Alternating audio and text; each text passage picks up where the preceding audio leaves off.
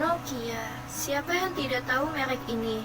Mungkin sebagian besar dari kita tentu sudah sangat akrab dengan ponsel merek Nokia. Apalagi bagi anak tahun 90-an atau 2000-an. Nokia adalah sebuah perusahaan ponsel asal Finlandia yang berhasil merajai pasar ponsel dunia. Setiap produk keluaran terbarunya hampir tidak ada yang tidak diminati. Bahkan untuk produk dengan desain aneh sekalipun. Karena dahulu terkesan bahwa tidak ada ponsel yang lebih baik dari Nokia. Mungkin memang Nokia mempunyai saingan seperti Sony Ericsson, Motorola, dan bahkan Samsung. Tapi mereka hampir bukan apa-apa. Kenapa Nokia bisa disebut terbaik? Karena meskipun mereka terkesan pelit dalam update fitur di setiap ponsel barunya, apalagi untuk kelas low-end masyarakat secara umum sudah terlanjur percaya bahwa Nokia masih tetap yang terbaik. Mulai dari kamera, kostumasi tema, ataupun kemampuan Nokia secara umum seperti kekuatan, keawetan, dan lain-lain. Tapi itu dulu sebelum Nokia terlalu percaya diri dan terkesan meremehkan para pesaingnya. Di Indonesia sendiri, hegemoni Nokia pun mulai digerogoti pada tahun 2010-an. Di mana saat itu produk Cina tiba-tiba membanjiri pasar Indonesia bagaikan tsunami. Ia bersiap untuk menghancurkan monumen sebesar Nokia. Kalau itu bermunculan merek-merek baru seperti Mito, Pros, HT Mobile, Huawei, Nexian, dan masih banyak lagi merek lainnya. Saat itu Nokia memang masih kuat untuk bertahan. Produk-produk mereka seperti Nokia 5800 Express Musik dan seri-seri lainnya masih sanggup untuk melawan Android-Android yang telah tiba. Apalagi mereka semakin giat dengan ponsel berbasis touchscreen dengan sistem operasi Symbian. BlackBerry dengan BBM-nya benar-benar menampar Nokia meskipun saat itu jaringan internet masih terbatas di 3G dan Nokia pun sebenarnya memiliki fitur itu. Namun ketenaran BBM membuat Nokia seakan dipecundangi. Waktu terus berlalu dan perlahan Nokia pun akan terlupakan. Orang-orang ingin mencoba pesan instan yang bisa mengirim gambar, suara, video, dan fitur-fitur lain yang mana saat itu orang tahu bahwa mereka hanya bisa melakukan hal itu di ponsel Nokia dengan fitur MMS sangat merepotkan, sedangkan BBM saat itu merupakan sebuah terobosan yang sangat diminati dan sangat hebat. Badai belum benar-benar berlalu, Nokia harus kembali menelan pahit dan bersiap menghadapi kehancuran. Ketika ponsel-ponsel Android bermunculan, bukannya tidak pernah ada perbincangan antara Android dan Nokia sebelumnya, tapi sikap arogan Nokia yang sangat percaya diri bahwa Symbian lebih baik dari Android menjadi bumerang bagi mereka sendiri. Nokia beranggapan bahwa Android yang masih baru saat itu bukanlah suatu ancaman. Mereka merasa lebih pro dan tidak akan dapat gangguan sama sekali dengan datangnya Android. Memang mungkin itu benar apabila Android tidak menerapkan strategi mereka yang mana Google sebagai pemenang. Android sengaja membuat Android bebas untuk digunakan oleh vendor manapun.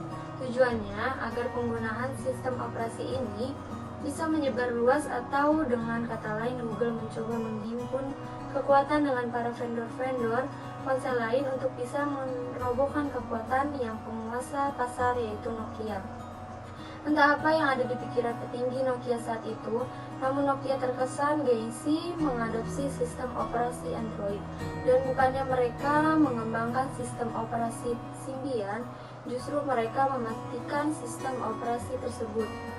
Nokia sebenarnya sempat mengembangkan sendiri sistem operasi terbaru yang di MiGo. Namun akhirnya Nokia lebih memilih menjalin kerjasama dengan Microsoft tahun 2011 untuk mengembangkan sistem operasi baru yaitu Windows Phone. Pada awalnya, Windows Phone ini memang terlihat sangat menjanjikan. Apabila sejak keluarnya Windows Phone 8.1 dan kabar akan keluar Windows Phone 10, para penggemar setia Nokia dan Windows akan diberi harapan bahwa mereka akan menikmati kecanggihan kolaborasi antara Nokia, sang raksasa ponsel, dan Microsoft, sang raja sistem operasi. Tapi tunggu dulu, saat itu pengguna lain masih asyik menggunakan BBM di Android, BBM di Windows Phone terus-terusan dalam pengujian beta. Pesan telut masuk dan masalah-masalah lainnya sangat sering dialami penggunaannya saat itu. Dan tamparan ini masih belum cukup. Saat Android dan iPhone memiliki aplikasi terbaru saat itu, ialah Line Get Rich, pengguna Windows Phone atau disebut Nokia Lumia hanya bisa gigit jari dan menghibur diri dengan dalih, kami unggul produktivitas karena mereka masih bangga dengan dukungan Microsoft Office di Lumia. Blunder lain dari Nokia yang dengan egois tidak mau menghadirkan aplikasi-aplikasi yang dimiliki Android dan iPhone di platform mereka, lagi-lagi penggunalah yang jadi korban, dan akhirnya pada tahun 2013, Lumia atau Nokia Windows Phone benar-benar dijual kepada Microsoft sehingga namanya pun berganti menjadi Microsoft Lumia. Dan faktanya mereka benar-benar kalah dan takluk di hadapan Android. Pada kuartal pertama 2014, Nokia meluncurkan ponsel setengah Android. Ada 3 seri ponsel yang diperkenalkan saat itu, yaitu Nokia X, X Plus, dan XL. Ketika ponsel ini memiliki 2 tampilan user interface, selain Weibo, Nokia juga bisa di-switch ke tampilan Android. Namun, Nokia masih terlihat setengah hati mengadopsi Android karena tidak full memanfaatkan sistem operasi ini. Ketika ponsel series X itu, Nokia tidak menghadirkan Google Service yang biasa ada di ponsel Android, seperti Gmail, Google Maps, Google Chrome, YouTube, dan lain-lain. Termasuk tidak menyediakan menu Google Play Store. Hanya sekedar menyediakan link akses untuk bisa menginstal aplikasi Android. Efeknya, ponsel yang sempat dianggap sebagai gebrakan Nokia ini tidak laku di pasaran. Sejak saat itu, nama Nokia hampir benar-benar tenggelam, terlupakan dan habis terlindas oleh nama-nama baru.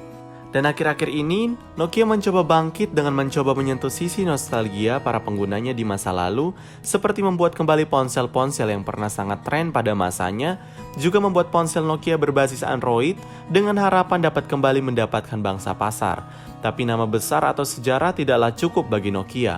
Mereka harus benar-benar kembali dengan sebuah gebrakan hebat. Mereka tidak bisa muncul dengan smartphone Android yang biasa saja, dan mereka juga seharusnya tahu bahwa mereka benar-benar sedang memulai kembali. Dan itu adalah bagian yang paling sulit dalam sebuah proses. Apakah Nokia akan sama utuh bangkit kembali? Mari kita lihat saja.